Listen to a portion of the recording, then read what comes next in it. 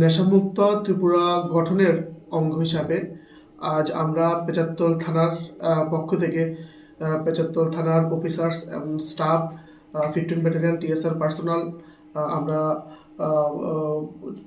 গাঁজা বিরোধী অভিযানে নামি।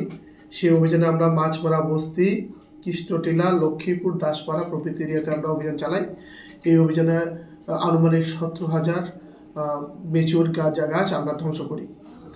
এর আগেও আমরা নেশামুক্ত ত্রিপুরা গঠনের অঙ্গ হিসাবে আমরা সুবলপাড়া, কামদেবছড়া, সুরনালা, রামদুল্লা প্রভৃতি এরিয়াতে অভিযান চালাই।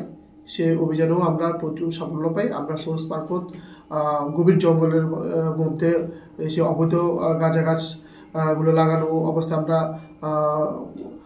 দেখতে পাই এবং পরবর্তী সময়ে আমরা সেগুলিকে ওই স্পটে আমরা ধ্বংস করি। আনুমানিক এখন অবধি আমরা প্রায় 80 থেকে 1 লক্ষ গাঁজা গাছ পেচারতলের আন্ডারে আমরা ধ্বংস করেছি। আর আসছে দিন আমরা এই অভিযান অনবরত চালিয়ে যাব।